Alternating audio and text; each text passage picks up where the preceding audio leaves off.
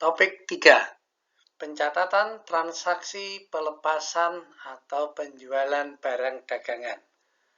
Ada dua hal yang perlu kita ketahui terlebih dahulu sebelum membahas tentang pencatatannya. Yang pertama, setiap terjadi transaksi penjualan dan retur penjualan barang dagangan, terdapat dua transaksi yang berlangsung bersamaan.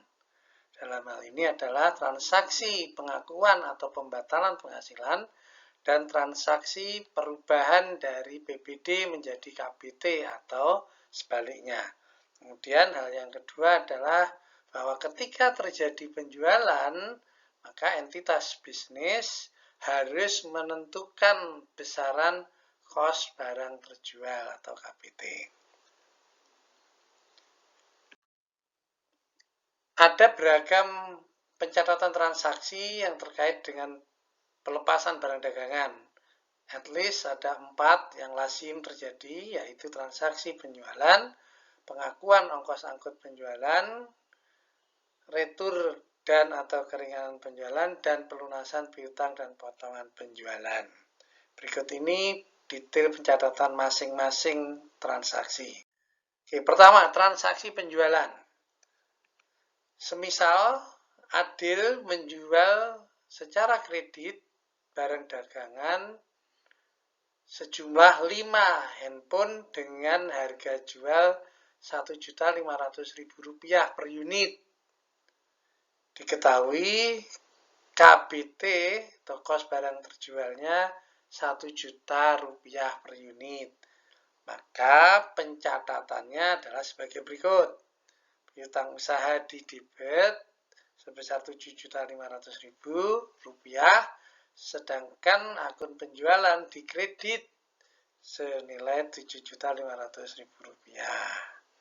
Kemudian pencatatan transaksi yang kedua yang juga terjadi adalah pengakuan perubahan dari PBD ke KBT. Dalam hal ini maka KBT di debit dan PBD di kredit sebesar kos barang terjual. Transaksi yang kedua adalah terkait dengan ongkos pengiriman penjualan.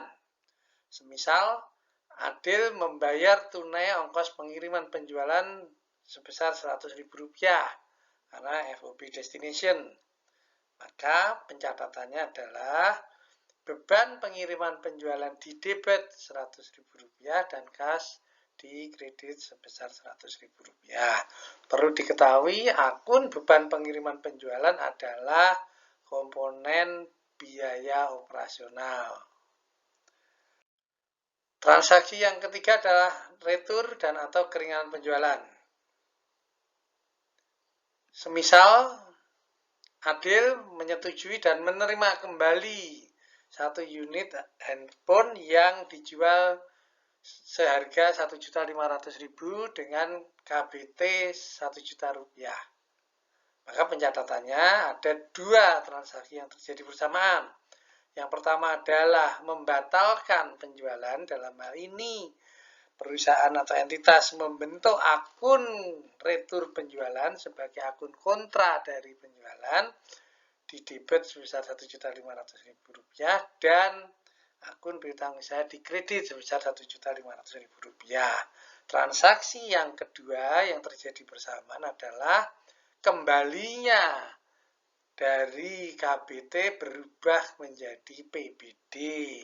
Pencatatannya sebesar ini dengan nilai sebesar kos barang terjual.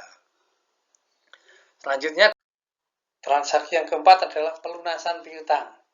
Semisal Adil menerima tunai pelunasan di masa potongan atas transaksi penjualan 5 unit HP yang 1 unitnya dikembalikan dengan harga jual Rp1.500.000 per unit dan KBT Rp1.000.000 per unit. Maka pencatatannya adalah sebagai berikut.